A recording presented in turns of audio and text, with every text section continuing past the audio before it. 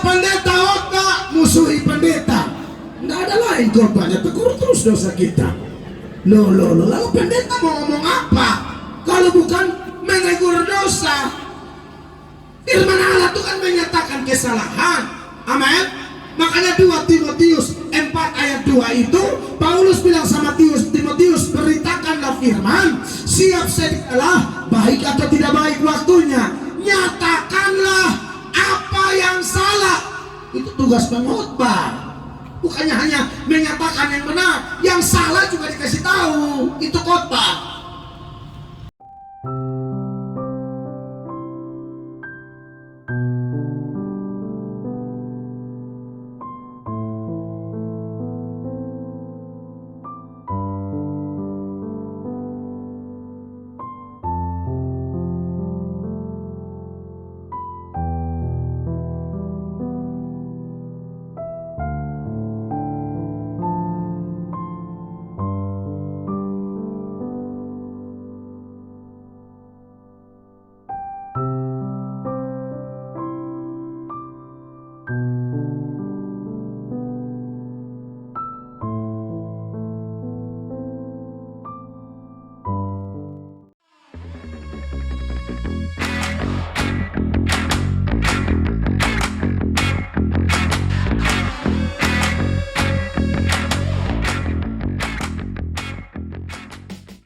Injil Matius pasal 8 ayat 1 sampai ayatnya yang keempat. Yesus menyembuhkan seorang yang sakit kusta. Bapak Ibu perhatikan ayat-ayat ini, kita akan baca berbalas-balasan. Saya lebih dahulu, Bapak Ibu mengikutinya dari belakang, lalu ayat 4 kita jumpa di sana, alias baca sama-sama. Ayat 1. Sesudah Yesus turun dari bukit, orang banyak berbondong-bondong mengikuti dia. Bapak Ibu jemaat,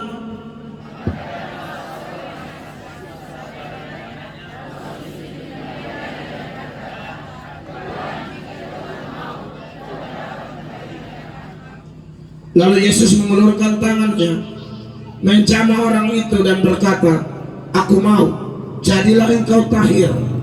Seketika itu juga tahirlah orang itu daripada kustanya. 4, 2, 3.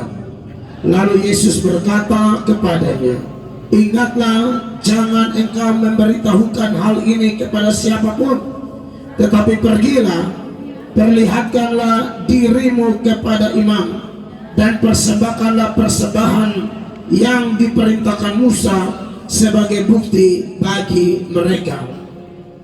Dari tema besar kita, iman yang bertumbuh, saya mengangkat subtema seturut pembacaan kita, Matius pasal 8 ayat 1 sampai 4, dan subtema itu adalah iman yang membawa kesembuhan. Sekali lagi katakan dengan saya, iman yang membawa kesembuhan. 1, 2, 3. Iman yang membawa kesembuhan. Kita percaya bahwa mujizat masih ada sampai hari ini. Amin. Tidak ada satu keterangan pun dalam firman Allah yang mengatakan kesembuhan tidak ada lagi. Kesembuhan masih ada sampai hari ini. Dan hari ini dari pembacaan kita tentang kusta yang disembuhkan, ini menarik. Kita akan menarik pelajaran-pelajaran berharga di KKR malam terakhir ini. Dan saya berharap jemaat semua pulang dengan sukacita, kelegaan, dengan satu kenangan yang luar biasa, sebab apa yang dilakukan oleh panitia selama 3 hari ini tidak ada kata sia-sia. Amin, saudara-saudara. Panitia telah menabur dengan sungguh-sungguh sehingga terselenggaranya KKR selama 3 malam. Dan hari ini, saudara-saudara, kita belajar dari orang yang sakit kusta. Kita tidak mendapatkan informasi yang begitu terang benderang seputaran identitas dari si kusta ini. Tapi tahukah Anda bahwa cerita ini kita bisa melihat data-data paralelnya, bukan hanya di Injil Matius, tapi ada juga saudara-saudara di Injil Markus dan Injil Lukas. Di Markus ada di Markus pasal 1 ayat 40 sampai 45. Di Lukas ada Lukas 5 ayat 12 sampai ayat 16. Tidak penting identitas pribadinya secara lengkap, tapi yang pasti cerita pengalaman si kusta ini kemudian mengalami kesembuhan ilahi daripada Tuhan. Ini menjadi cerita yang diulang-ulang oleh 3 penulis, saudara-saudara. Satu cerita kalau diangkat sampai 3 kali, itu cerita yang luar biasa. Itu cerita yang penting.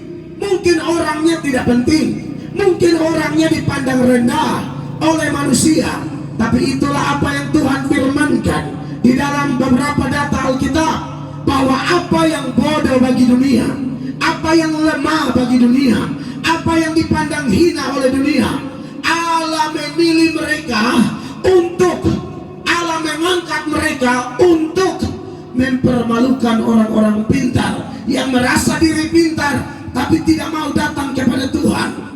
Makanya dalam 1 Korintus 1 mulai ayatnya yang ke-25, Paulus mengingatkan kepada jemaat di Korintus sebagai berikut. Bapak Ibu jemaat terkasih, sebab yang bodoh dari Allah lebih besar hikmatnya daripada manusia, dan yang lemah dari Allah lebih kuat daripada manusia. Betul, 26. Ingat saja saudara-saudara bagaimana keadaan kamu ketika kamu dipanggil. Menurut ukuran manusia tidak banyak orang yang bijak, tidak banyak orang yang berpengaruh, tidak banyak orang yang terpandang. Tetapi apa yang terjadi? Walaupun gereja di Korintus orang pandang sebelah mata, tidak banyak orang hebat di situ. Secara status sosial, sudut pandang manusia biasa-biasa saja. Tapi kalau yang biasa-biasa ini Tuhan mau angkat, siapa yang mau tahan? Amin, saudara-saudara. 27. Tetapi apa yang bodoh bagi dunia dipilih Allah untuk memalukan orang-orang yang berhikmat. Amin. Dan apa yang lemah bagi dunia dipilih Allah untuk memalukan apa yang kuat. Iya. 28. Dan apa yang tidak terpandang dan yang hina bagi dunia dipilih Allah. Bahkan apa yang tidak berarti dipilih Allah untuk meniadakan apa yang berarti. Kalau bicara tentang kusta, saudara tahu orang sakit kusta, jangankan rakyat biasa, raja aja dikucilkan. Raja Uzziah itu sakit kusta, dikucilkan. Tidak boleh ada di komplek istana. Orang kalau sudah kena kusta, hilang sahabat, hilang kerabat, hilang keluarga. Dia menderita double porsi, fisik dan psikis. Secara fisik dia menderita, secara psikis dia tertekan karena ditolak, saudara-saudara. Kurang lebih itu yang dialami oleh si kusta ini.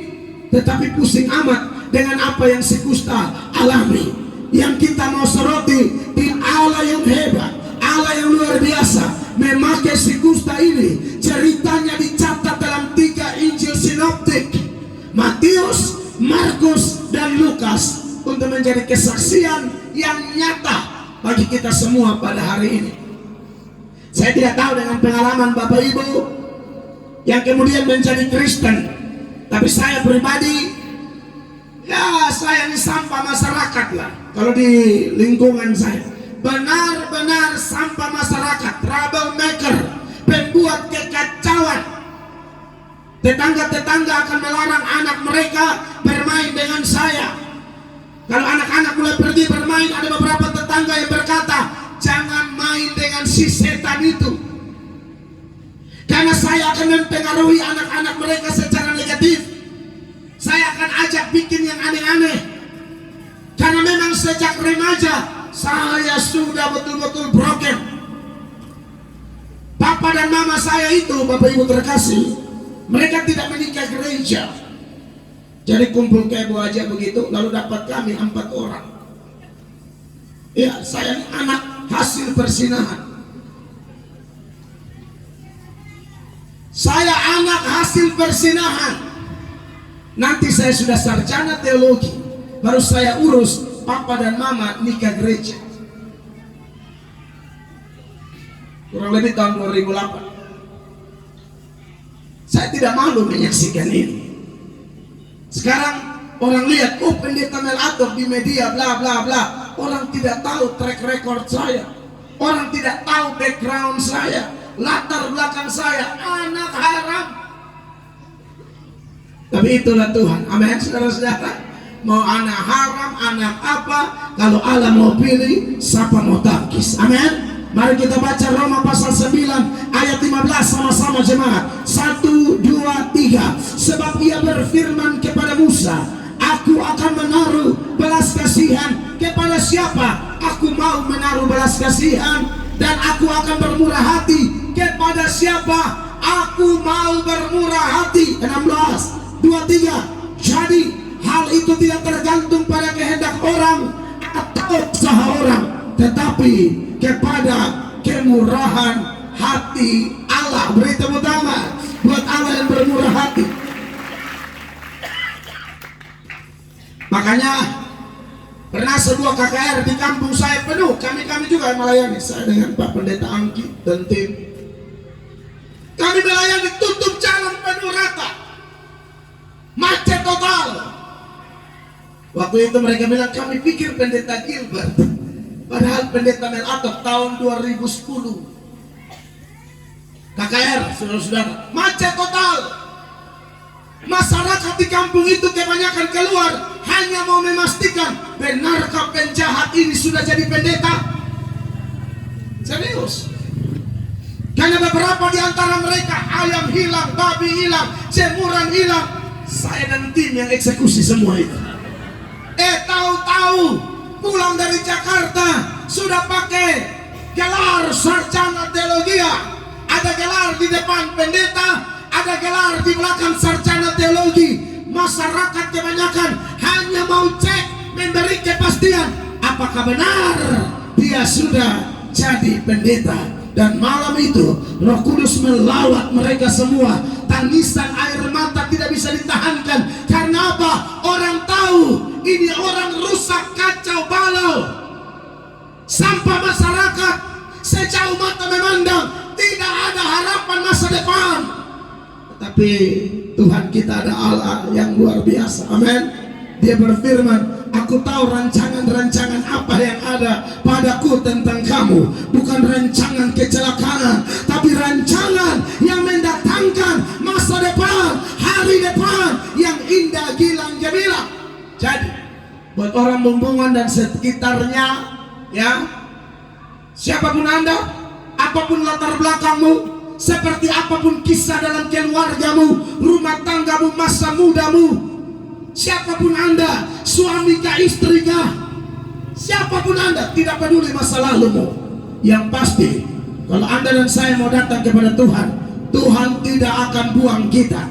Ingat ya, Nats di malam pertama kita baca Yohanes 6 ayat 37. Ayat itu berkata, semua yang diberikan Bapa kepadaku akan datang kepadaku, dan barang siapa datang kepadaku, apa? Ia tidak akan kubuang. Beri tepuk tangan bagi Yesus. Allah tidak pernah buang orang.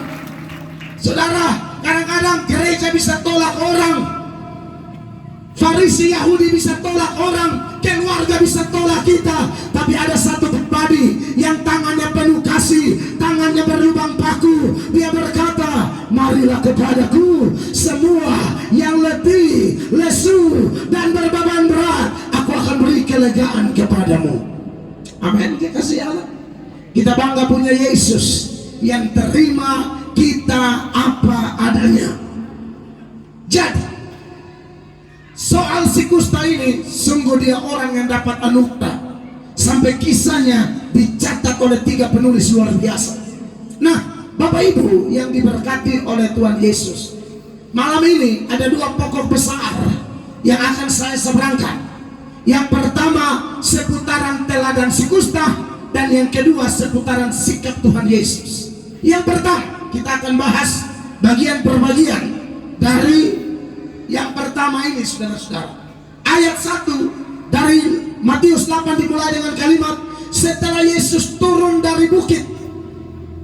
Kalau saudara baca urut-urutan Injil Matius, pasal 5 sampai pasal 7, itu Yesus khotbah di bukit. Mulai dari ucapan bahagia, memberi, sedekah, puasa, berdoa, doa Bapa kami. Ya, itu semua ada di Matius 5 sampai Matius 7. Di ending dari khotbah Yesus di bukit, Yesus turun dari bukit. Makanya ayat bilang, setelah Yesus turun dari bukit, orang banyak berbondong-bondong mengikuti dia. Ternyata saudara-saudara, yang namanya Yesus lagi viral waktu itu. Viralnya viral banget, saudara-saudara. Otomatis menyedot simpati massa. Sudah pasti orang-orang berbondong-bondong. Tapi seperti yang kita bahas di pendahuluan tadi, dari begitu banyak, tidak ada sorotan khusus dari Tuhan Yesus, tidak ada sorotan khusus dari Matius, Markus, Lukas kepada mereka. Sorotan khususnya hanya kepada si kusta. Mereka ini tidak kusta, makanya leluasa bisa ikut Yesus, bisa dekati Yesus, tidak dikucilkan. Tapi entah apa motivasi mereka. Memang susah juga ya melihat motivasi orang. Tuhan tuh paling tahu motivasi kita. Datang ke gereja, datang ke KKR, kita pelayanan, Tuhan tahu motivasi kita. Ada orang yang kadang-kadang ngaku percaya Tuhan, tapi Tuhan tidak percaya dia. Ulang Bapak Ibu. Aku percaya engkau, yaitu katamu. Apa kata Tuhan? Apakah Tuhan juga berkata, aku juga percaya engkau Pak Mel atau Mel? Apakah iya? Karena percaya paketnya lengkap. Percaya harus dapat dipercaya. Pada waktu itu ada sejumlah orang berbondong-bondong model kayak begini. Tapi tahukah Anda, Bapak Ibu terkasih, mereka itu ngaku percaya Allah, tapi Allah tidak percayakan diri Allah kepada mereka. Yesus tidak percayakan diri Yesus kepada mereka. Makanya kan saudara baca di Yohanes 2 mulai ayat 23. Perhatikan ayat-ayat ini. Ayat 23. Dan sementara ia di Yerusalem selama hari raya Paskah, Ya. banyak orang percaya dalam namanya karena mereka telah melihat tanda-tanda yang diadakannya. Garis bawahi kalimat, banyak orang percaya dalam namanya. Karena apa? Mereka telah melihat tanda-tanda yang diadakannya. Tapi sekarang, apakah Tuhan percaya mereka? Perhatikan ayat 24. Tetapi Yesus sendiri tidak mempercayakan dirinya kepada mereka karena ia mengenal mereka semua. Haleluya. Mereka ikut, mereka bilang percaya. Tuhan tidak percayakan diri Tuhan kepada mereka, tapi kepada si kusta dia percayakan. Ini menarik dikasih Tuhan. Amin. Kenapa Yesus tidak percayakan? Karena Yesus tahu isi hati mereka. Mereka tidak sungguh-sungguh mencari Tuhan. Mungkin hanya cari mujizat, mungkin hanya cari berkat, mungkin hanya cari sukses, mungkin hanya cari untung. Yesus tahu isi hati mereka. Perhatikan 25. Dan karena tidak perlu seorang pun memberi kesaksian kepadanya tentang manusia, sebab ia tahu apa yang ada dalam hati manusia. Sebab ia tahu apa yang ada dalam hati manusia. Amin. Manusia melihat kulit luar, Tuhan melihat jauh sampai kedalaman hati. Makanya Tuhan bilang sama Samuel, ketika Samuel lihat saudara-saudara Daud, Samuel bilang pasti ini Raja Israel. Tuhan bilang, hei Samuel, manusia melihat di luar, aku melihat kedalaman hati. Kau lihat dia hebat, saya tidak pakai dia. Amin, dia kasih Allah. Nah, saudara-saudara, saya berharap bahwa kita di sini motivasi kita minta Roh Kudus luruskan. Amin. Sehingga setiap ibadah apapun itu, ibadah raya di gereja masing-masing, ibadah persekutuan doa, ibadah kaum bapak, ibadah kaum ibu, ibadah pemuda remaja, ibadah KKR kayak begini, Anda tidak hanya datang lalu pulang kosong. Anda harus merasakan sesuatu, karena jaminan firman Allah jelas, 2-3 orang berkumpul dan sepakat, aku ada di tengah-tengah kamu. Kita lebih dari 2-3 orang. Kalau kita sepakat, Yesus ada di tenda sukacita ini. Dan Anda tahu, perjumpaan dengan Yesus tidak akan mengecewakan siapapun. Perjumpaan dengan Yesus, sesuatu yang luar biasa akan terjadi. Saudara percaya? Beri tepuk tangan yang meriah bagi Tuhan Yesus. Nah saudara, ada beberapa pelajaran menarik dari si kusta. Yang pertama, sakit penyakit si kusta yang membawa dia datang kepada Yesus. Ulang. Sakit penyakit si kusta inilah yang membawa dia datang kepada Yesus. Ya, kita tidak tahu, andai kata dia tidak kusta, apakah dia mau datang kepada Tuhan menerobos kerumunan orang begitu banyak? Saya tidak tahu. Tapi faktanya adalah dia seorang kusta yang datang kepada Tuhan. Kusta itu kalau sekarang kita kenal lepra. Menurut medis, orang kusta itu secara fisik penderitaannya itu dimulai dengan ada bintik-bintik yang aneh. Lama-lama kalau bintik bentol, lalu dia pecah menjadi luka. Dan itu dia akan makan ruas demi ruas, jari, ruas, seterusnya. Sampai tingkat paling parah, orang bisa kehilangan kaki atau kehilangan tangan gara-gara kusta. Karena dia mulai putus satu-satu. Orang bisa menderita itu dari 6 sampai 9 tahun. Kita tidak tahu si kusta itu sudah menderita berapa lama. Yang pasti tubuhnya dipenuhi kusta dan dia sangat-sangat menderita. Kalau kita bikin klasifikasi masalah, Bapak Ibu, ada jenis masalah itu yang begini: tidak berat dan tidak lama. Masalahnya tidak berat, tidak lama. Kalau ini kita bisa bernapas dengan enak. Tidak berat dan tidak lama. Masalahnya ringan dan hitungan 1-2 jam beres. Ini enteng. Tapi ada kategori masalah tuh begini. Dia berat tapi tidak lama. Ini juga masih enak lah. Berat sih tapi tidak lama. 1 minggu beres. Kita bisa tampil di gereja bersaksi, saya 1 minggu lalu ada masalah, tapi udah beres. Atau sebaliknya, ya, tidak berat tapi lama. Masalahnya nggak berat tapi 2 tahun masih bisa inilah. Tapi si kusta ini jenis keempat, berat dan lama. Oh, ini parah. Berat dan lama. Orang kalau berat dan lama dan dia ambil langkah yang salah, ditipu oleh setan, masalah jenis ini bisa buat orang gantung diri, bunuh diri, minum racun, lompat dari apartemen, macam-macam. Kenapa? Masalahnya berat dan sudah lama tidak beres-beres, tidak ketemu solusi yang terbaik. Orang bisa bunuh diri. Dan orang yang alami masalah ini bisa saja make upnya tetap bagus, kelihatan cantik, ya pakai bedak, FIFA nomor 4. Oh, FIFA senyanda ya, Oriflame, Narisa apa tuh biasa, salon-salon yang bagus-bagus ya. Kalau ibu-ibu yang malas begitu dia praktis-praktis saja. FIFA, selesai. Ya. Ada orang yang masalahnya berat, masalahnya lama, tapi dia bisa kelihatan, orang tidak curiga karena dandanannya. Tapi di level paling parah, dia bisa mengakhiri hidupnya dengan cara tak wajar. Dan ada cerita di Hong Kong, seorang artis cantik, populer, putih kayak orang-orang Sulawesi Utara, minum kopi dapat dia dari leher, saking putih. Lompat dari apartemennya lantai 13, mati. Setelah mereka cek, selidik, mereka dapati dia kasih tinggal catatan, curhat segala macam, bahwa dia tidak bahagia. Cantik tapi tidak bahagia, putih tapi tidak bahagia, populer tapi tidak bahagia.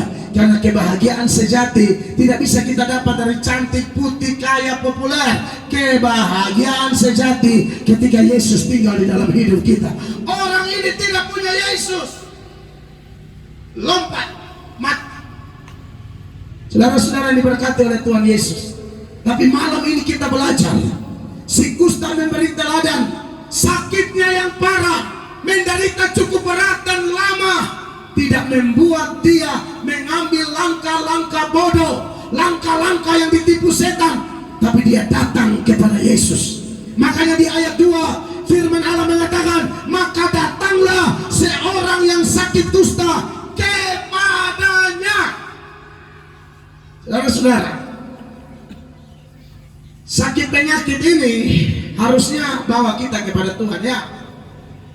Karena Alkitab bilang begini, ada orang-orang itu yang memang setelah dia mengalami sakit, penindasan, tekanan luar biasa, itu yang membuat dia berseru kepada Allah. Coba saudara bandingkan dengan beberapa data ya.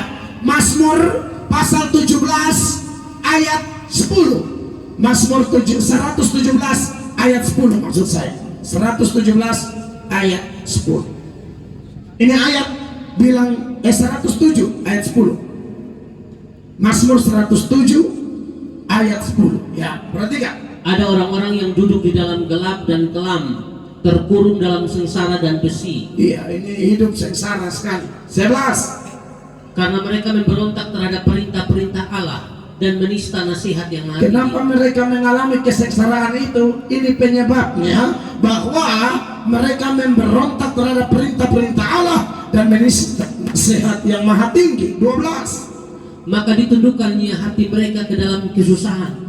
Mereka tergelincir dan tidak ada yang menolong. Ini penyebab orang susah ya. Lalu bandingkan dengan ayatnya yang ke-17. Ada orang-orang menjadi sakit oleh sebab kelakuan mereka yang berdosa. Betul. Dan disiksa oleh sebab kesalahan-kesalahan mereka. Ada orang jenis ini, kalau kita khotbah begini dia belum mau datang. Belum. Nanti kalau sudah mulai kena tumor, kanker, selang info sudah keliling, nah ini baru dia tahu Tuhan itu penting. Ada tidak jenis ini? Banyak. Kalau belum sakit, tidak tertarik memuji Tuhan, tidak tertarik baca Alkitab, tidak tertarik ikut ibadah. Tapi kalau sudah didiagnosa oleh dokter ada potensi kanker, dia masih stadium 2, harus diatasi. Kalau tidak dia naik stadium 3, stadium 4, lebih parah. Nah ini gereja penting nih. Kalau ini belum penting, menyanyi, orang menyanyi begini dia bengong, dia tidak ikut menyanyi, buka mulut lalat masak ya. Tapi nanti kalau sudah sakit, dia bisa ref itu lagu rohani berulang-ulang. Sudah banyak bukti begitu. Kalau sudah di rumah sakit, angkat lagu. Loh dulu di KKR kau diam. Pemusik sudah habis-habisan, WL sudah habis-habisan, menyanyi. Dia punya cara tepuk tangan kayak orang kocok kartu. Itu tinggal dia bagi tuh. Belum kena bencana, ini mulut berat. Tapi kalau sudah di rumah sakit, napas sudah satu-satu, hamba memuji kebesaranmu. Bapak Ibu yang perokok, bertobat. Tak usah pakai ayat deh, baca aja di dosa rokok. Rokok itu tak usah pakai ayat, nanti repot urusan, nanti bilang menghakimi lagi. Ya, kadang-kadang pendeta ngomong begini, mereka bilang, emangnya duit kamu? Hei, Bapak, itu juga bukan duit kamu. Kamu datang tuh dengan telanjang, mati dengan telanjang, kamu tidak bawa apa-apa. Itu duit Tuhan kasih untuk menafkahi istri anak, bukan hisap racun. Amin. Kita ngomong, kau bilang emang duit kamu, memangnya duit kamu. Kamu juga datang tidak bawa apa-apa, mati tidak bawa apa-apa. Tuhan kasih apa-apa, pakai untuk kemuliaan Allah dan kepentingan yang bermanfaat bagi keluarga dan sesama. Amin Bapak Ibu. Nah, jadi yang merokok berhenti ya. Karena saya nonton di iklan di televisi itu, leher sudah lubang leher. Baru ngomong, dulu leher saya dia lubang, tapi saya melawan. Sekarang kalau minum air keluar dari leher. Saudara lihat itu kan? Hah? Kalau pendeta khotbah musuhi pendeta, nggak ada lain korbannya, tegur terus dosa kita. Loh, lalu pendeta mau ngomong apa? Kalau bukan menegur dosa. Firman Allah itu kan menyatakan kesalahan. Amin. Makanya 2 Timotius 4 ayat 2 itu Paulus bilang sama Timotius, beritakanlah firman, siap sedialah, baik atau tidak baik waktunya, nyatakanlah bertugas mengkhotbah. Bukannya hanya menyatakan yang benar, yang salah juga dikasih tahu. Itu khotbah. Amin. Tegurlah, nyatakan salah, tegur, nasihat. Nasihat saya ialah, sebelum sakit penyakit memanggilmu, lebih baik khotbah ini panggil engkau datang. Amin, Bapak Ibu. Makanya di Mazmur 107 ayat 17 itu dikatakan bahwa ada orang-orang menjadi sakit oleh sebab kelakuan mereka yang berdosa dan disiksa oleh sebab kesalahan-kesalahan mereka. Oh, ini sudah nggak bisa makan enak ini. Mujair woku nggak laku. Ya, ayam kampung panggang tidak laku. Ikan dabu-dabu nggak laku. Paniki dabu-dabu. Apa pun ini nggak laku. Ular rica-rica, tikus, apalah itu namanya, sudah bisa makan. 18 Anda lihat nih, baca Pak. Mereka muak terhadap segala makanan dan mereka sudah sampai pada pintu gerbang maut. Akan ayat jelas nih. Kalau belum sakit, mana itu dabu-dabu? Dia pakai doa lagi langsung. Tapi kalau sudah kena ini, Bapak mau dabu-dabu, Bapak mau doa. Bapak sudah mau dabu-dabu, Bapak mau doa, Bapak mau penyembahan, mau tolong putar lagu rohani. Sudah makan lagi ini ayam bakar ronda, Tuhan. Nah, sebenarnya ini memang kelihatan sebagai manusia akan menjengkelkan. Kalau saya yang Tuhan, saya cekik kasih mati. Tapi Tuhan kita tidak begitu. Amin. Kalau saya yang Tuhan kita kasih mati ngana, kita supaya-panya ngana mau datang, so tatikan sana sini, so salang infus baru ke dalam tangannya kuserahkan nyawaku. 19, lihat 19. Maka berseru-serulah mereka kepada Tuhan dalam kesesakan mereka. Nah, puji Tuhan. Lalu apa? Dan diselamatkannya mereka dari kecemasan mereka. Apa yang menyembuhkan mereka? Sudah melihat kuasa firman Allah nih. Disampaikannya firman-Nya, Yes. dan disembuhkannya mereka. Beri tepuk tangan yang mulia bagi Tuhan. Jadi kekasih Allah, dengar. Si kusta datang karena sakit. Saya berharap kita jangan sampai level ini. Kalaupun sakit baru datang, Tuhan pasti terima, pasti. Tapi mari gunakan kesempatan. Jangan sudah sakit lagi kepala batu lagi. Jangan. Aduh, itu cari mati. Harus datang kepada Tuhan. Amin, kekasih Allah. Percaya deh, Tuhan pasti mau tolong kita. Bandingkan dengan data yang lain.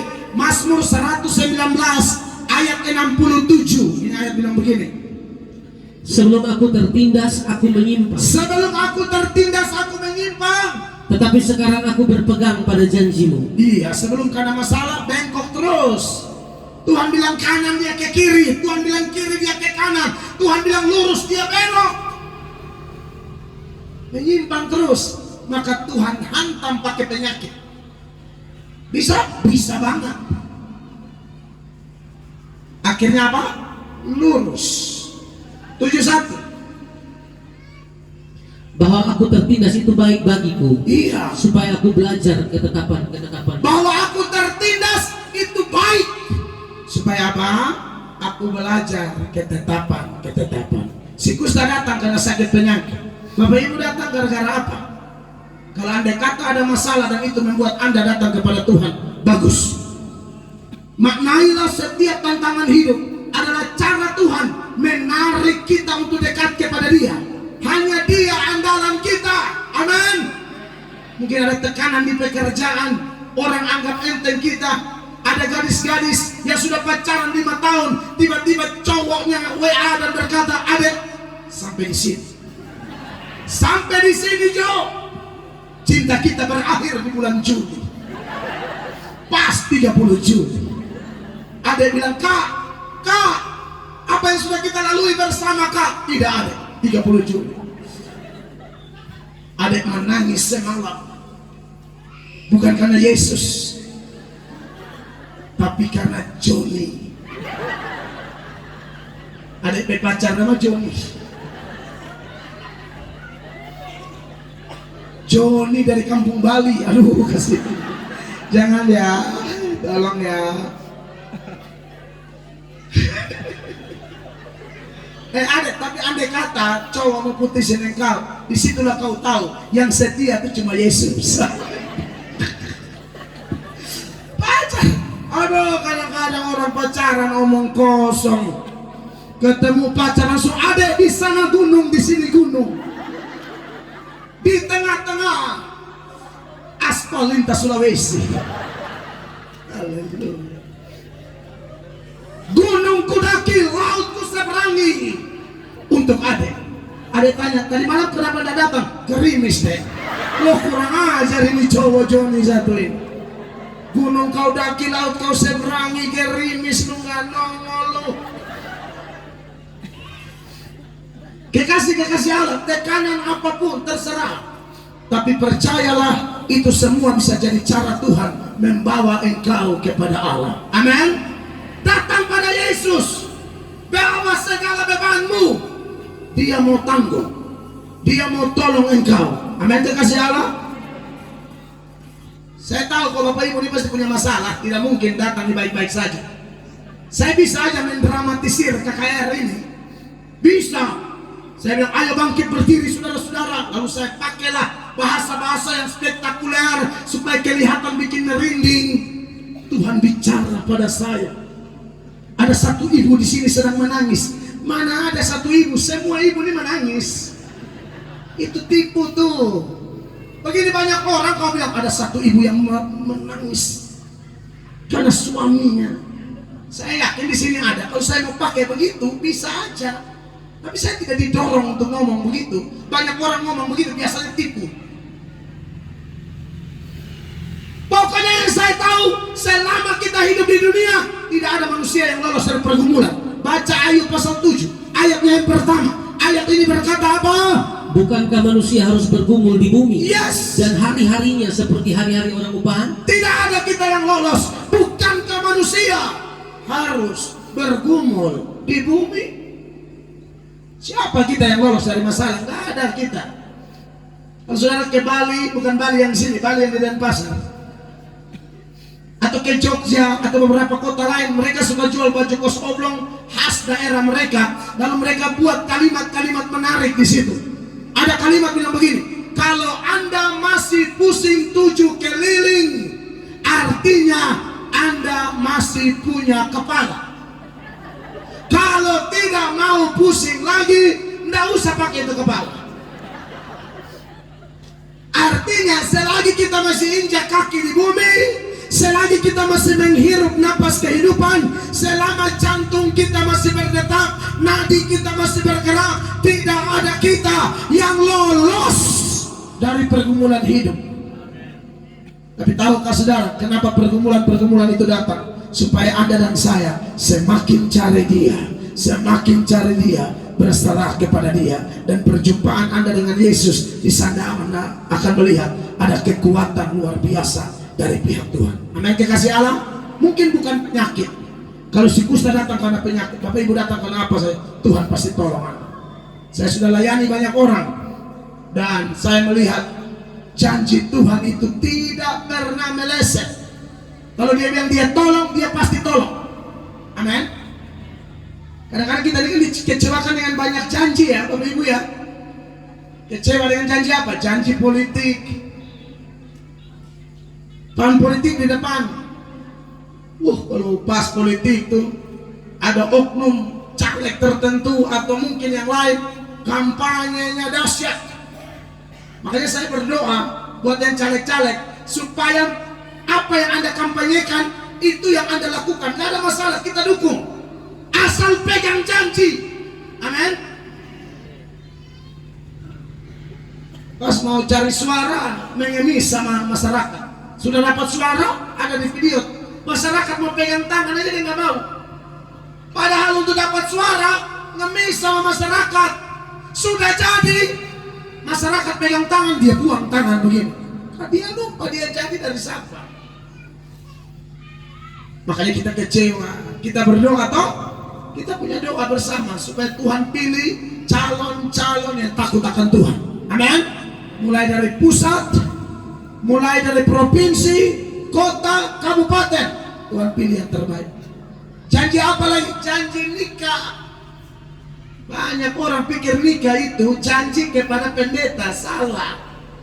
Nikah itu janji kepada Tuhan Allah. Bapak Ibu terkasih, makanya anak-anak muda yang mulai belajar pacaran, saya ngomong di PPA kemarin, apa definisi pacaran menurut agama Kristen? Pacaran itu persiapan menuju nikah, bukan isi kekosongan baru patah-patah jari. Tidak. Pacaran itu persiapan menuju nikah. Teladani Maria dan Yusuf. Cuma Maria di hati Yusuf sampai bentuk keluarga. Cuma Yusuf di hati Maria sampai bentuk keluarga. Yusuf tidak, sebentar Maria, Orpa, Naomi, tidak ada. Maria saja. Amin. Jadi kalau yang belum tahu pacaran, definisinya apa? Jangan gampang jatuh cinta. Kidung Agung bilang, jangan bangkitkan cinta sebelum waktunya. Tahan sedikit. Orang-orang tua saya pesankan, awasi anak-anak kita. Ada anak yang dia bawa cowoknya ke rumah, lalu orang tuanya bilang begini, ini siapa? Ini pacar saya. Pokoknya saya sudah cinta dia, saya tidak mau yang lain. Saya mau dia. Orang tua yang jelas-jelas lebih pengalaman menatap dia dan berkata, kalau saya lihat cowokmu ini dari raut wajahnya, alis matanya kok bisa sambung begitu? Ini orang jahat. Lu tanda mulut papa dan mama. Lu nikah sama dia, lu pasti digebukin. Oh tidak apa, dia baik. Oh tidak tahu masa pacaran itu masa pendusta terbesar. Itu yang mulut bau makan relaksa sampai 6. Kalau sudah nikah mau kau rasa sendiri. Ya, dia tidak makan relaksa lagi. Kau lihat itu ongkap. Ya, masa pacaran itu masa paling ngomong kosong. Rumahnya kotor dia tidak urus, tapi karena pacar mau datang bersih. Sudah nikah, Spiderman, sarang laba-laba kembali. Ya?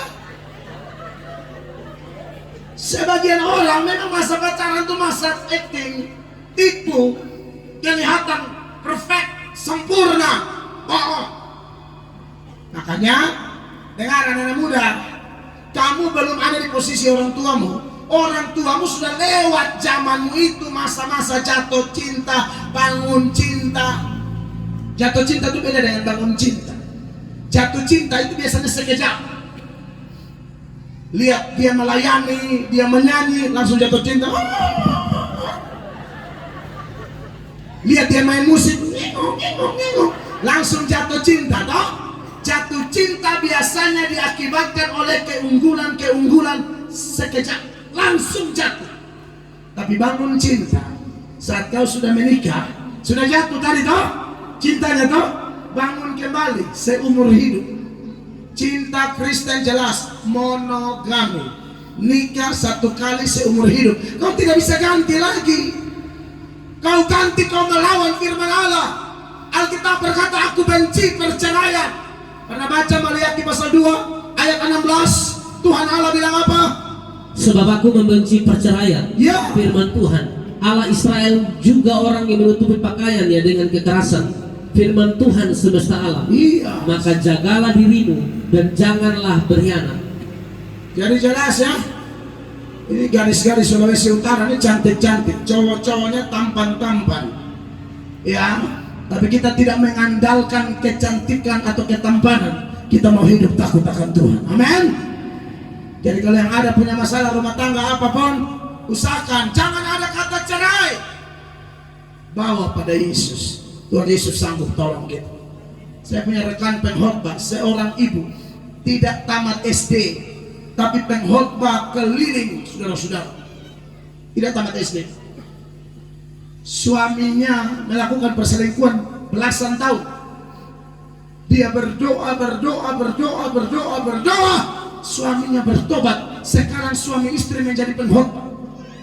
Dan di mana-mana mereka tidak malu saksikan itu. Karena mereka sudah dipulihkan. Itulah Tuhan Yesus ya. Separah apapun kita, asal kita datang kepada Tuhan, kita akan lihat jalan keluar. Hal berikut. Yang kedua, apa yang kita teladani dari si Gusta ini?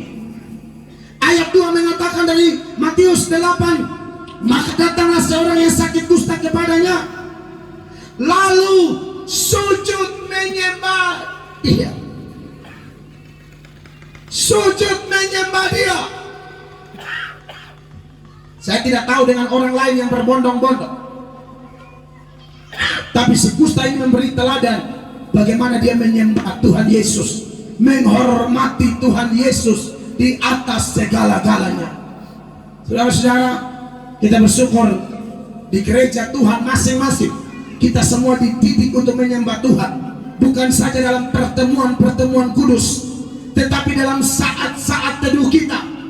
Kita tidak tahu dia menyembah Tuhan sebagai apa di sini, tetapi kita dididik oleh firman Allah bahwa Yesus yang kita sembah itu benar-benar penguasa dunia akhirat. Jangan ada keraguan untuk menyembah dia. Bandingkan dengan Injil Matius pasal 28 mulai ayat 16. Setelah Yesus bangkit dari kematian, mereka menyembah dia, tapi ada beberapa yang ragu-ragu. Kepada yang ragu-ragu ini Yesus menegaskan bahwa dia adalah penguasa dunia akhirat. 16. Dan ke-11 murid itu berangkat ke Galilea, ke bukit yang telah ditunjukkan Yesus kepada mereka. 17. Ketika melihat dia, mereka menyembahnya, tetapi beberapa orang ragu-ragu. Yang ragu-ragu ini, ayatnya yang ke-18, sama-sama baca 23. Yesus mendekati mereka dan berkata, kepadaku telah diberikan segala kuasa di surga dan di bumi. Amin. Dari malam saya singgung sedikit pengajaran-pengajaran yang sudah mulai kelihatannya merendahkan Yesus, dan kita berharap mereka masih diberi kesempatan untuk rubah ajaran mereka, seperti para Susabdono dan lain sebagainya. Ya, dia bilang dia sembah Yesus, tapi sembah Yesus sebagai apa? Kita semua mau menyembah Yesus sebagai penguasa dunia akhirat. Dia Allah yang luar biasa, dia Allah yang maha kuasa. Yesus itu benar-benar Allah. Makanya dalam Roma pasal 9 ayat 5, ini ayat bilang Mesias itu turun sebagai manusia, dan dia Allah yang layak dipuji oleh kita semua. Mereka adalah keturunan bapa-bapa leluhur yang menurunkan Mesias dalam keadaannya sebagai manusia. Amin. Yang ada di atas segala sesuatu. Yes. Ia adalah Allah yang harus dipuji sampai selama-lamanya. Amin. Ia adalah Allah. Siapa? Mesias itu. Ia adalah Allah yang harus dipuji sampai selama-lamanya. Amin. Semua kita ingat, Bapa hanya terima pujian penyembahan kita kalau kita menyembah dia di dalam Kristus. Amin. Yesus berkata orang yang menyembah Allah harus menyembah dalam roh dan kebenaran. Roh kita dipimpin Roh Kudus, dan kita ada di dalam Kristus dan kebenaran, dan dituntun terus oleh kebenaran firman Allah. Maka penyembahan kita kapan saja, di mana saja, tidak tergantung tempat. Penyembahan kita selalu tertuju kepada dia, dan percaya orang yang biasa menyembah Tuhan, orang yang biasa memuji Tuhan, Anda akan melihat kalau Allah disenangkan, Allah disukakan, maka tidak ada yang mustahil. Amin. Dia melakukan yang terbaik. Teladani si kusta. Siapakah Yesus dalam diri Anda? Apakah dia hanya penyembuh? Itu terlalu dangkal. Bertobat. Dia bukan sekedar penyembuh. Apakah dia hanya pribadi yang bisa menyelesaikan masalah rumah tanggamu? Jangan hanya sampai di situ. Saya ngomong ini karena pengalaman di mana-mana. Sakit cari Yesus, sudah sembuh tinggalkan Yesus. Mau cari jodoh, cari Yesus. Dapat pasangan, tinggalkan Yesus. Mau cari promosi, cari Yesus. Sudah dapat, tinggalkan Yesus. Yang begitu ada banyak. Nah itu kalau hanya melihat Yesus sebagai penyembuh, penolong. Dia tuh Allah, dia tuh Tuhan, dia Raja, dia yang maha tahu. Dia tidak bisa ditipu. Mau lari kemana? Alkitab bilang, mau ke ujung langit, dia ada di sana. Mau ke ujung samudra, dia ada di sana. Mau ke dalam dunia orang mati, dia ada di sana. Makanya Yunus coba-coba lari, tidak bisa. Dia Allah yang tidak bisa ditipu, kekasih Tuhan. Sembah Dia sebagai Allah yang betul-betul adalah Allah yang mencari manusia. Dia pencipta alam semesta. Yohanes 1 ayat 1 sampai ayat 3. Ini merupakan salah satu dasar yang membuktikan bahwa Yesus memang Allah. Pada mulanya adalah firman. Firman itu bersama-sama dengan Allah, dan firman itu adalah Allah. Ini ayat kalau firman ini dimaksudkan Yesus. Jadi kalau katanya diganti Yesus. Pada mulanya adalah Yesus. Yesus itu bersama-sama dengan Allah, dan Yesus itu adalah Allah. Dua. Ia pada mulanya bersama-sama dengan Allah. Amin. Segala sesuatu dijadikan oleh Dia, dan tanpa Dia tidak ada sesuatu pun yang telah jadi dari segala yang telah dijadikan. Dia pencipta langit dan bumi. Wahyu 1 ayat 8, Alfa Omega itu.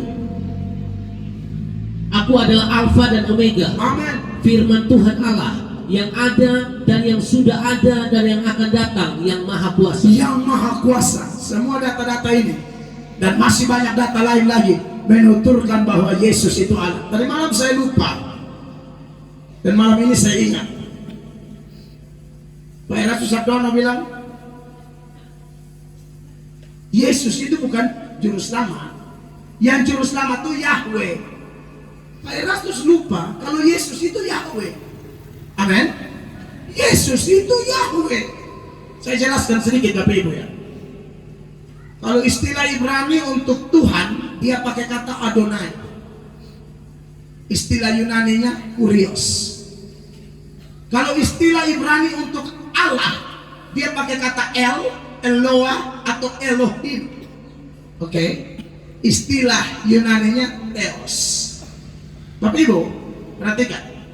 Untuk Allah, Elohim itu bisa dipakai untuk yang bukan Allah. Dulu Allah-Allah penyembah berhala pun disebut El. Sama. Kurios tidak harus untuk Allah. Raja Kaisar disebut Kurios. Inggrisnya Lord. Tapi untuk Yahweh tidak bisa. Hanya kepada Allah saja. Elohim bisa untuk yang bukan Allah. Adonai bisa untuk yang bukan Allah. Theos bisa bukan yang untuk Allah. Kurios bisa untuk yang bukan Allah. Tapi Yahweh tidak bisa. Sekarang ada tidak? Alkitab mengatakan bahwa Yesus itu Yahweh. Dalam nubuatan Nabi Yeremia, Yeremia 23 ayat 5 dan 6, nubuatan tentang Yesus sebagai tunas Daud, dikatakan dengan jelas bahwa Yesus itu adalah Yahweh, keadilan kita. Itu nama Yesus. Perhatikan ayat ini. Sesungguhnya waktunya akan datang, demikianlah firman Tuhan, Yes. bahwa aku akan menumbuhkan tunas adil bagi Daud. Ia akan memerintah sebagai raja yang bijaksana dan akan melakukan keadilan dan kebenaran di negeri. Siapa namanya?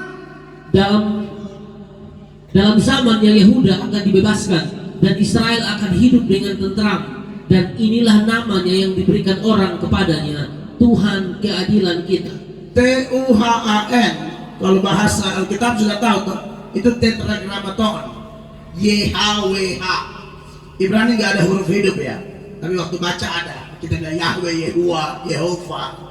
Itu Yesus. Jadi jelas.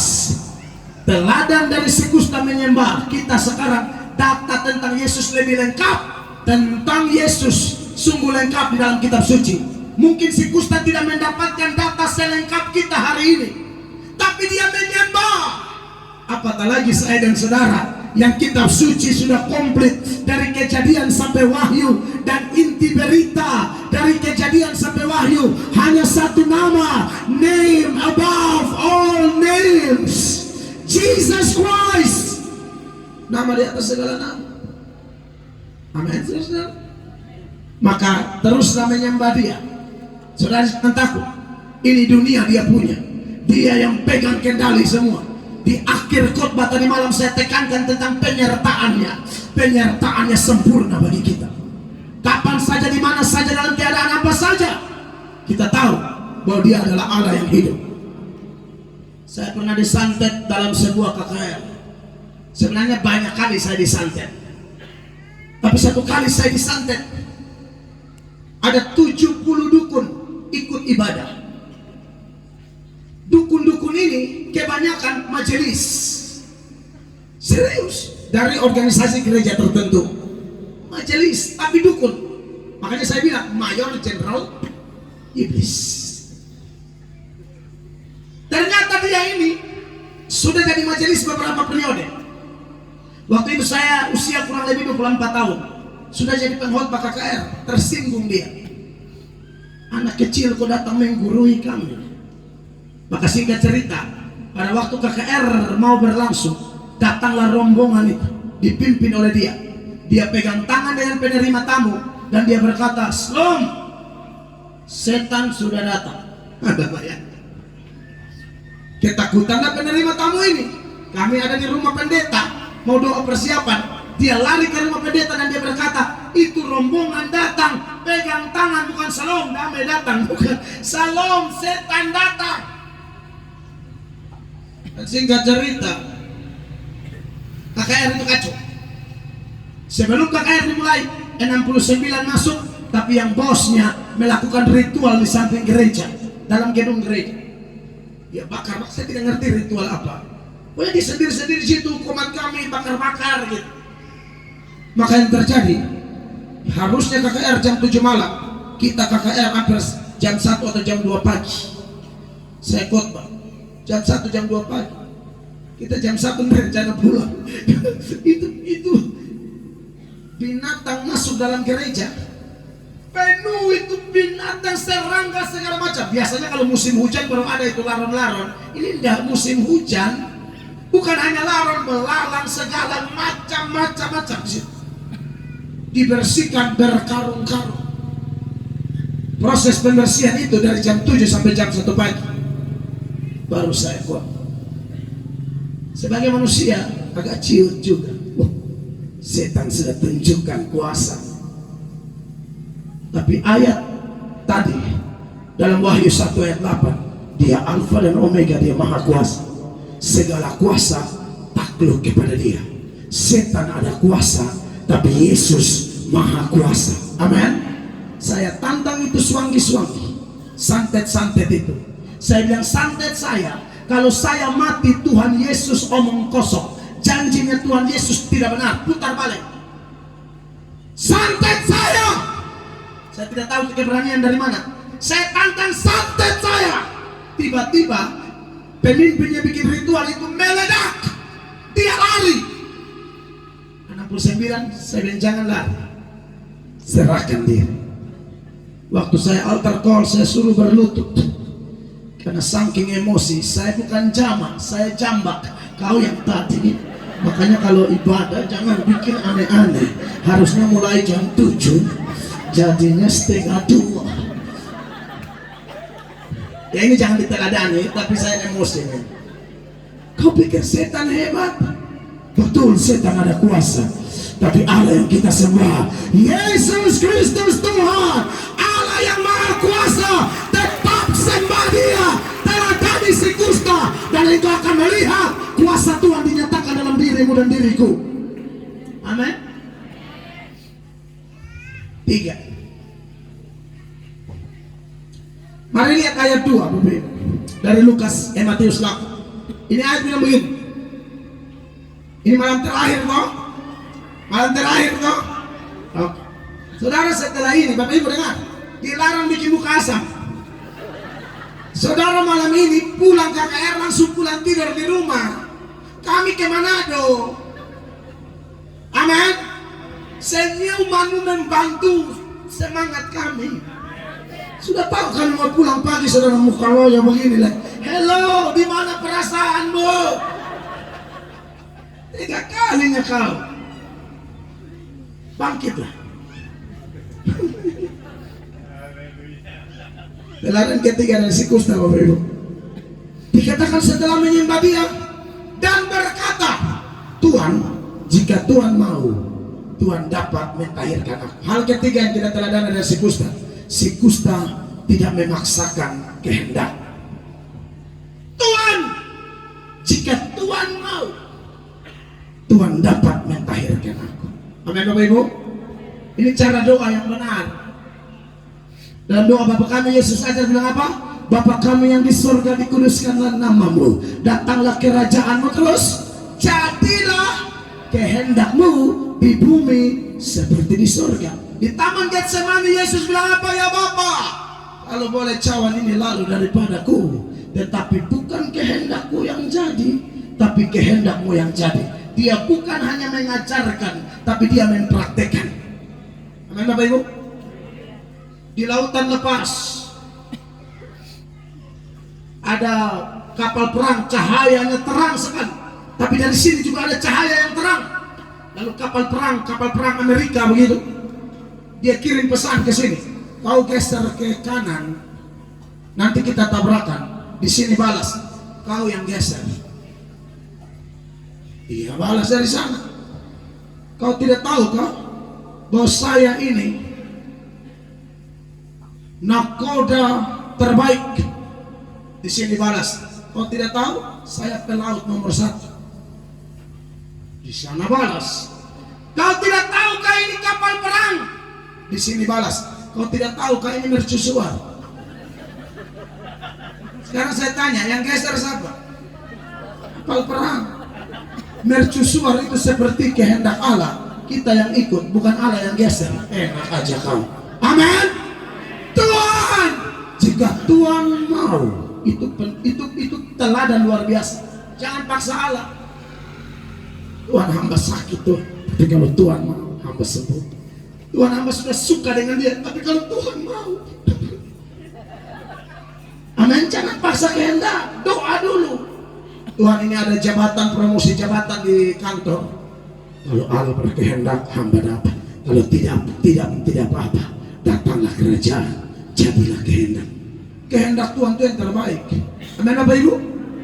Sudah tahu tuh rancangan Tuhan dan rancangan kita, bedanya seperti apa? Langit dan bumi. Pernah baca tuh Yesaya 55, 8 dan 9. Perhatikan. Sebab rancanganku bukanlah rancanganmu, dan jalanmu bukanlah jalanku. Demikianlah firman Tuhan. Seperti tingginya langit dari bumi, demikianlah tingginya jalanku dari jalanmu, dan rancanganku dari rancanganmu. Haleluya.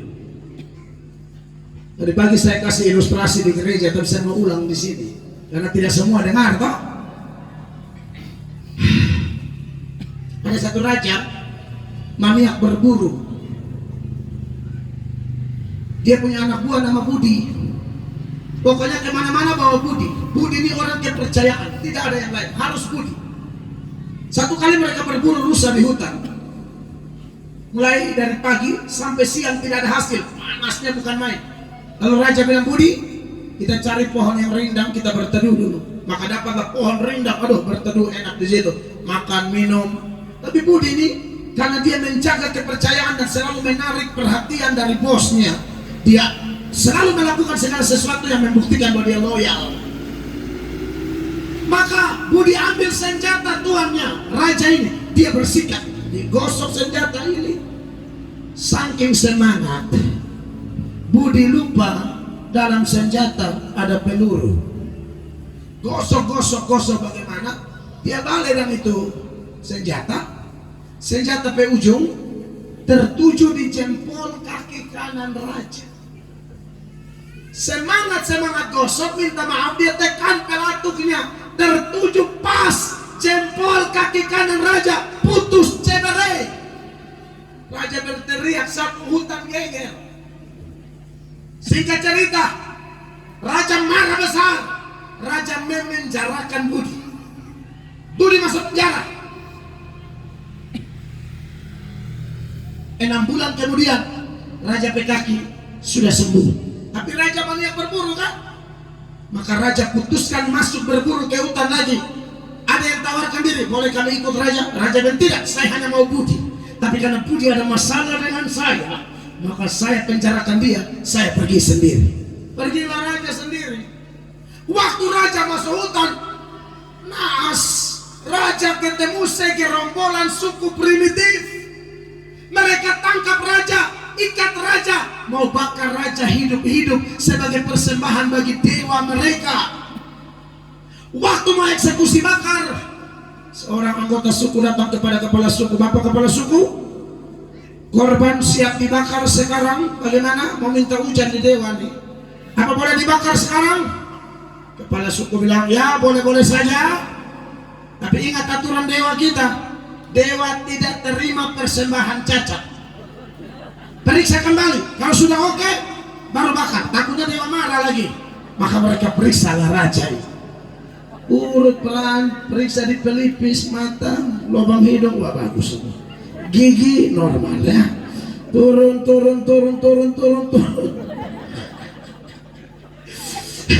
Sampai di kaki kiri hitung jari 1, 2, 3, 4. Oke. Pas buka kaki kanan 1, 2, 3, 4. Cuma 4. Di mana DP itu jempol sudah ada. Maka dia laporlah kepada kepala suku. Bapak kepala suku, ternyata korban ini jempol kaki kanannya tidak ada. Langsung kepala suku bilang, makanya saya bilang periksa kan. Udah lepas dia. Maka bebaslah raja. Waktu raja bebas, di otak raja cuma satu nama. Iya, Bapak Ibu pintar. Raja cuma ingat Budi, kan Budi yang tembak kan. Raja dia untung Budi tembak, maka raja tidak pulang ke istana, raja pulang ke rutan. Sampai di rutan pegawai semua kaget. Hormat Bapak Raja, ada keperluan apa? Bawa Budi datang. Bawa Budi keluar. Waktu Budi datang, raja peluk Budi, raja cipik. Sambil berkata, Budi, minta maaf saya telah memenjarakan kau Budi. Saya minta maaf Budi. Kau tahu tidak Budi, tadi saya pergi sendiri. Saya ketemu suku primitif. Mereka tangkap saya, ikat saya, mau bakar saya hidup-hidup sebagai persembahan bagi dewa mereka Budi. Tapi setelah mereka kasih tahu kepala suku bilang cek kembali. Dan setelah mereka cek Budi, mereka lihat jari yang kau tembak Budi. Di antara bersyukur dan masih namanya manusia, dia bahagia tuh Budi. Memang Budi ini jari yang anak tembak Budi. Tapi Budi, terima kasih Budi, nggak ada tembak kita baik hati. Kalau nggak ada tembak tadi angus kita Budi. Maka Budi dalam posisi terikat. Budi berlutut di depan raja. Bapak Raja, terima kasih Bapak sudah penjarakan saya. Loh Budi, kenapa kau senang di penjara? Sebab kalau saya tidak penjarakan tadi saya ikut Pak. Bapak sih enak. Bapak penjara sudah ada, kita lengkap Pak. Kalau Bapak tidak penjara kita kan kita ikut Bapak. Terus kalau mereka periksa kan kita dua kena periksa Bapak. Bapak penjara saya ada, Bapak lolos, kita lengkap Bapak. Bapak lolos kita angus. Karena pelajaran ini mau bilang begini sama kita. Percayalah kehendak Tuhan yang terbaik. Amin. Dia turut bekerja dalam segala sesuatu untuk mendatangkan kebaikan bagi kita. Belajar dari si kusta ini setiap ada masalah. Tuhan, kalau engkau mau, engkau dapat mentahirkan aku. Tuhan, jadilah kehendakmu. Dan doa seperti ini justru doa yang Tuhan senang dan Tuhan bisa kabulkan. 1 Yohanes 5 ayat 14. Bapak Ibu dengar ini ayat. Dan inilah keberanian percaya kita kepadanya, ya, yaitu bahwa Ia mengabulkan doa kita jikalau kita meminta sesuatu kepadanya menurut kehendaknya. Ia mengabulkan doa kita jikalau kita minta segala sesuatu menurut apa? Kehendaknya, bukan kehendak kita. Jadi Bapak Ibu terkasih, belajar dari si kusta. Yang keempat, masih ayat 2 dari Matius 8. Tuhan, jika Tuhan mau, itu bicara tentang kehendak Allah. Tapi dia lanjut, Tuhan dapat mentahirkan aku. Garis bawahi, Tuhan dapat. Di sisi lain dia berserah kepada kehendak Allah, tapi di sisi lain dia yakin bahwa bagi Allah tidak ada yang mustahil. Makanya dia bilang Tuhan dapat melakukannya. Saudara, betul kita tidak paksa Tuhan, tapi yakinlah bagi Allah tidak ada yang mustahil. Tuhan dapat melakukan. Seorang oma kehabisan beras. Oma berdoa, Tuhan, hamba kehabisan beras. Lalu oma tidur. Oma dapat mimpi Tuhan Yesus datang. Lalu Tuhan Yesus bilang Pak Oma, besok pergi ke, di sini bilang apa, kios kan, warung, pergi ke warung sebelah, tulis saja Oma butuh berapa, kasih di pemilik warung. Oma kaget. Besok pagi Oma lakukan itu. Oma tulis butuh beras 5 kilo. Oma bungkus, Oma menuju ke warung. Waktu Oma baru datang, pemilik warung sudah negatif thinking. Wah, ini utang juga nih gua lihat. Karena Oma suka kadang-kadang memang berutang. Tapi waktu datang, pemilik warung bilang, apa Oma? Utang lagi? Tidak, ini saya nih. Oma cerita lurus-lurus. Saya nih berdoa tadi malam, saya tidak ada beras. Saya dapat mimpi, Tuhan Yesus bilang, butuh apa tulis saja kasih Pak. Hah? Iya. Antara percaya dan percaya kan? Lalu pemilik warung bilang, coba kita lihat. Butuh beras 5 kilo. Oma maksud apa? Ini Tuhan Yesus yang suruh. Oh, langsung putar otak ini pemilik warung. Oke Oma, kalau memang Tuhan Yesus yang suruh, bagaimana kalau kita timbang saja beras, tapi timbangannya kertas ini? Oma terserah, mimpinya begitu soalnya.